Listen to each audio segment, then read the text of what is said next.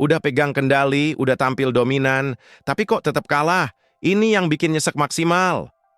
Timnas Indonesia harus mengakui keunggulan Timnas Bulgaria dengan skor tipis 0-1 di final FIFA Series 2026 yang berlangsung di Stadion Utama Gelora Bung Karno. Hasil ini jelas jadi pukulan keras, apalagi kalau kita lihat jalannya pertandingan, Garuda sebenarnya tampil lebih hidup dan mengontrol tempo. Kalau sepak bola cuma soal statistik, Indonesia udah menang telak. Sepanjang pertandingan, Indonesia tampil dominan banget. Penguasaan bola sampai 71% itu bukan angka kecil. Artinya, hampir sepanjang laga, bola ada di kaki pemain kita. Bulgaria lebih banyak bertahan dan nunggu celah buat counter attack. Tapi inilah sepak bola, satu momen bisa langsung nentuin segalanya.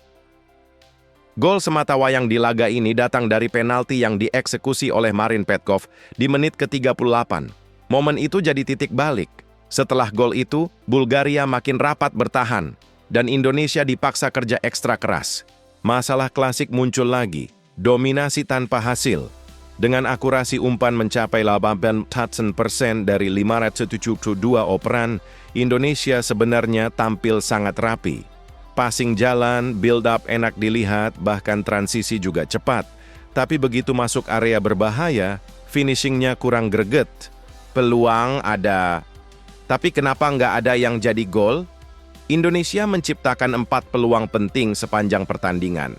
Tapi dari semua itu, nggak ada satupun yang berhasil dikonversi jadi gol. Ini yang bikin frustrasi, karena secara peluang, kita nggak kalah. Trio depan aktif banget, tapi masih belum cukup tajam. Pelatih John Hertman menurunkan trio lini depan. Ole Romeni, Ragnar Oratmangoen, dan Ramadan Sananta. Ketiganya tampil agresif, sering berpindah posisi, dan berusaha membongkar pertahanan Bulgaria. Sananta udah all out, tapi hasilnya belum maksimal. Ramadan Sananta kelihatan banget semangatnya. Dia berani duel, berani nembak, dan nggak ragu ambil peluang. Tapi ya itu, bola sering keblok atau melenceng tipis. Ragnar jadi pengacau lini belakang, tapi belum jadi penentu. Ragnar Oratmangoen tampil agresif dengan dribble dan akselerasinya. Beberapa kali dia bikin bek Bulgaria panik, tapi sayangnya sentuhan akhirnya belum bisa bikin perubahan skor. Romeni punya positioning cerdas, tapi finishing masih PR. Ole Romeni sering banget lepas dari penjagaan. Movement tanpa bolanya pinter banget, tapi di momen krusial, penyelesaian akhirnya masih kurang klinis. Babak kedua, strategi diubah, harapan baru muncul. Masuk babak kedua, Indonesia mulai melakukan perubahan. Sananta ditarik, lini tengah diperkuat, dan Romeni jadi target utama di depan. Serangan jadi lebih terstruktur. Satu tendangan, hampir bikin stadion meledak. Di menit ke-71, Romeni dapat peluang emas. Sepakannya keras dan terarah, tapi cuma membentur mistar gawang. Momen ini bikin seluruh stadion hampir selebrasi, tapi akhirnya cuma jadi hampir. Tenaga baru masuk, tekanan makin gila. Masuknya Doni Tri Pamungkas dan Beckham Putra bikin permainan makin hidup.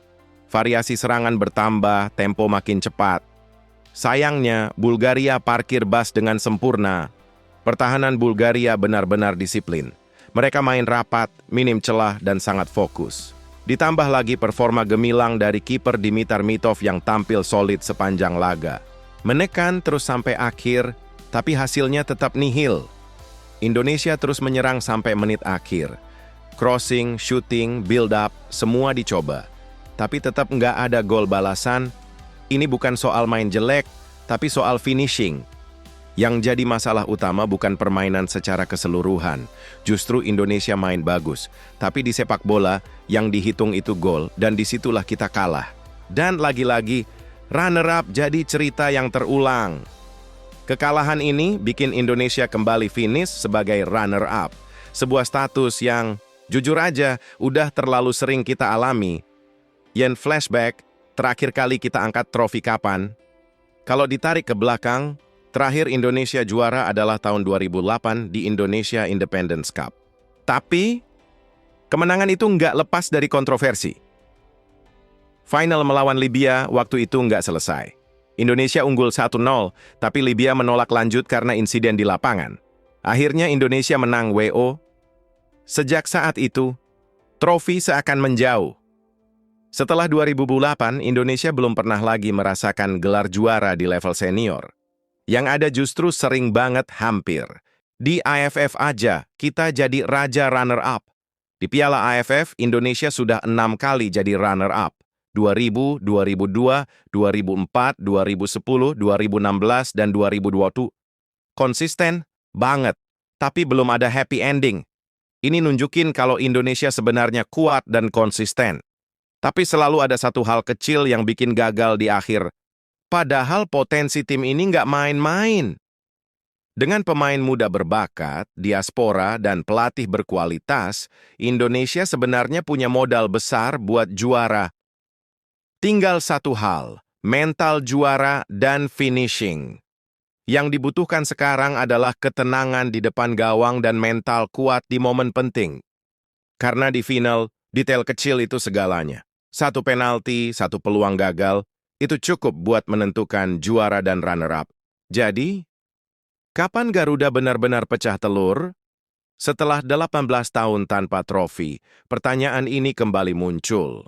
Kapan timnas Indonesia bisa benar-benar mengakhiri kutukan runner-up dan jadi juara?